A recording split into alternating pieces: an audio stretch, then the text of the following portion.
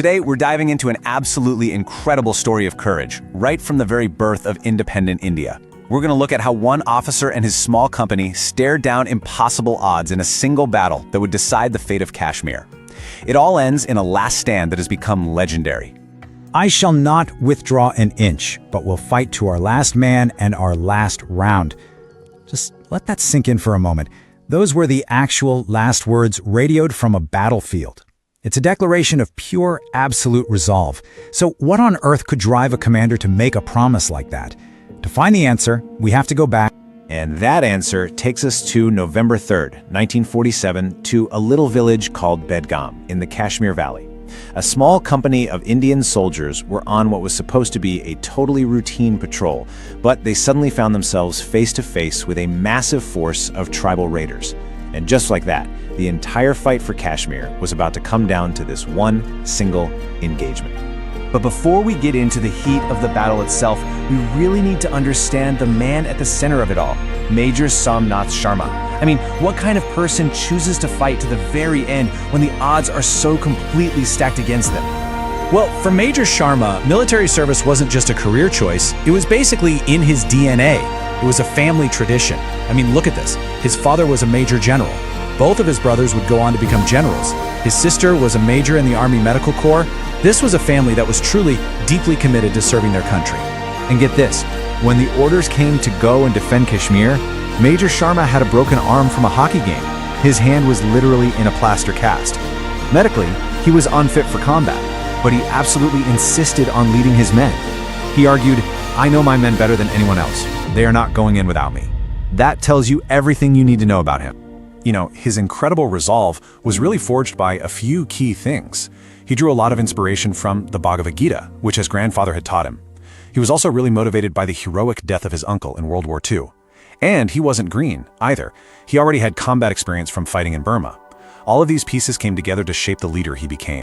So, how did Major Sharma and his men end up in such a dangerous spot in the first place? Well, the answer goes back to the huge geopolitical crisis that blew up in Kashmir just months after India gained its independence. The whole situation just escalated with unbelievable speed. On October 22nd, Pakistan kicks off Operation Gulmarg, sending in tribal fighters. Local forces are crumbling, so just 4 days later, the Maharaja of Kashmir signs the official papers to join India and asks for help. And the very next day, the Indian Army launches this massive airlift, flying troops straight into Srinagar. Major Sharma's company landed right in the middle of this, on October 31st. Now you have to understand, the Srinagar airfield was the absolute key to the whole thing. All the land routes were cut off. This was the only way for India to get more troops, more ammo, more supplies in. It was their lifeline, pure and simple. If that airfield fell, Kashmir would fall. Defending it was the #1 job. Which brings us back to November 3rd. Major Sharma's company is on patrol in Budgam, this village sitting on high ground that just happens to overlook that crucial airfield. And what started as a simple reconnaissance mission was about to turn into the decisive battle for the city of Srinagar itself. And the odds they faced, I mean, they were just staggering. Look at these numbers. You got about 90 Indian soldiers, and they are surrounded on 3 sides by somewhere between 700 and 1,000 tribal raiders. And not only were they outnumbered, they were outgunned. The raiders had heavy mortars and machine guns. It was an impossible fight from the very start. In the middle of all that chaos, Major Sharma's leadership was just off the charts. He was literally running across open ground with bullets and shells flying everywhere just to get from one post to another to rally his men. With his one good hand, he was personally stuffing magazines for the machine gunners to keep the fire going. He even ran out into the open again to lay down these big cloth panels on the ground so that the Indian Air Force pilots could see where to strike.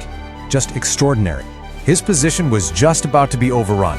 The enemy was only 50 yards away, and that's when he sent his final immortal message back to headquarters. It wasn't a request for help, it was a promise to his country. And then, just moments after sending that message, while he was helping one of his machine gunners, a mortar shell landed on a pile of ammunition right next to him. Major Somnath Sharma was killed instantly.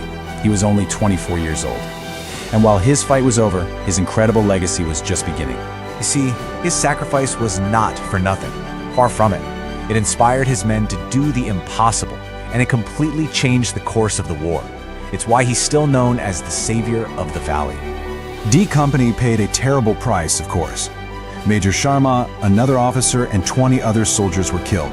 But they hit the invaders so hard, killing between 200 and 300 of them, and wounding their commander, that they completely shattered the attack's momentum. Fired up by the memory of their commander, his men held that position for 6 crucial hours, and those 6 hours were just enough time for Indian reinforcements to arrive, secure the airfield, and completely block off the routes into Srinagar. They held the line. When they recovered Major Sharma's body 3 days later, it was unrecognizable. He was only identified by 2 personal items: the leather holster for his pistol and a few pages of the Bhagavad Gita that he always carried in his chest pocket. For his incredible bravery and supreme sacrifice, Major Sharma was posthumously awarded the Param Chakra. Now, this is India's highest award for gallantry. To put it in perspective, it's the equivalent of the Victoria Cross or the Medal of Honor. It's the highest honor a soldier can receive. And here's the thing that really cements his place in history. Major Somnath Sharma was the very first recipient of the Param Chakra. He set the ultimate standard for what that honor means. And in a little twist of fate, the medal itself was designed by Saviour, who would later become his own brother's mother-in-law. Major Somnath Sharma's story is so much more than just a battle. It's a benchmark for valor that really makes you ask a fundamental question. What does it truly mean to fight to the last man and the last round? His life gives us the answer.